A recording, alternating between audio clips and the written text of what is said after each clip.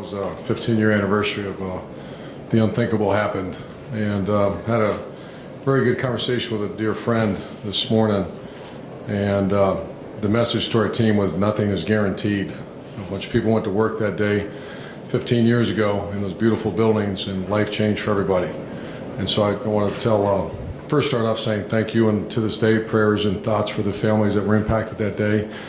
Prayers and thoughts for the men and women that serve this incredible country and protect us to be able to do what we did today, and the policemen and fire people, the service people that protect us. And it just made you think today, and I shared that message with our team, and I thought it inspired them somewhat.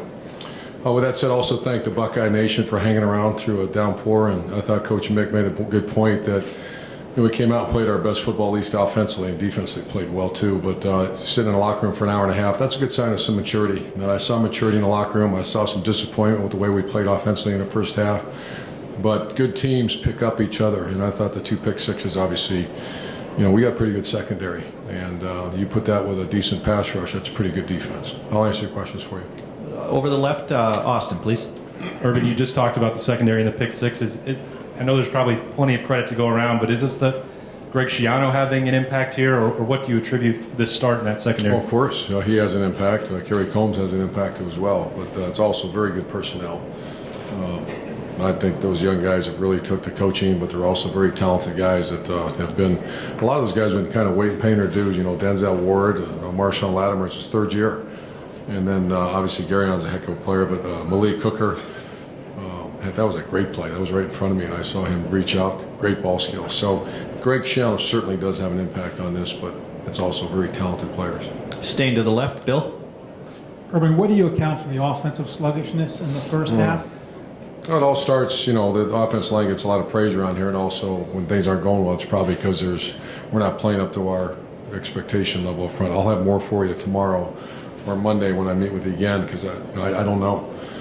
I know they were blitzing a lot, 1 out of every 3 or even more were pressures, and we weren't getting anything going. And obviously the second half, I thought we did, even in inclement weather, we did a nice job even making some balls, making some plays in the air. Did you take that extra time at halftime to make any particular? Oh yeah, there was a lot of time spent. We came out in unbalanced. We came out in some other formations that were trying to create some space opportunities for us, and obviously it worked.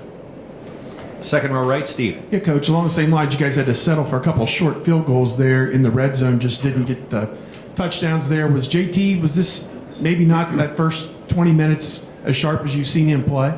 I'd hate to say that in any, you can't see anything from downstairs, so I'll know more after we watch the video. I just want to also ask, have you ascertained who knocked down the official? Because that cost you good field position and probably some points there. I do not know yet, but I'll find out. I'll find out. Yeah. You'll see him running the stadium steps. It wasn't me. Front row left, Tino. Coach, Mike Weber got his first touchdown in a Buckeye uniform today. Thoughts and comments on that?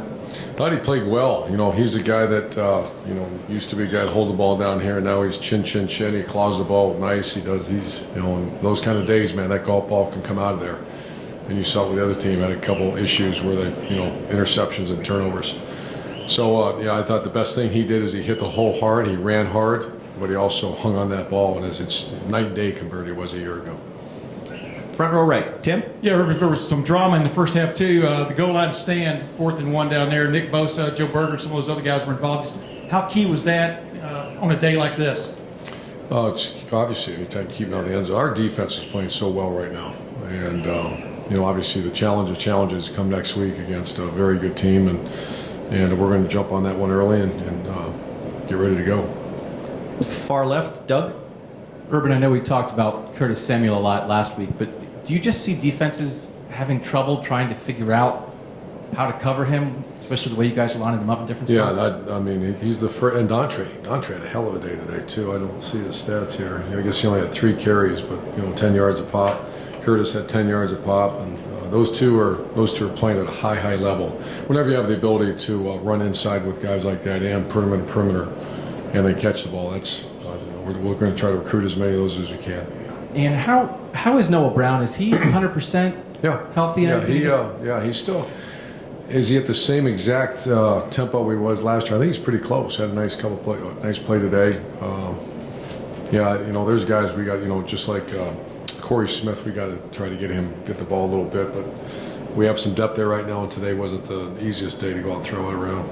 Front row right, Dave. Hey, Urban, Curtis had kind of a quiet first half, wasn't real involved. I mean, in that long break, did you guys specifically talk about ways to get him going? Because in the second half, he had all kinds of space. That's kind of my baby. I try to spend a lot of time on that and be creative on how to get him involved. We threw a couple wheel routes to him. He made a play, and we gave him a push sweep. So there's ways that's one neat thing about this offense. You can dictate where the ball goes sometimes. And at halftime we did have those conversations.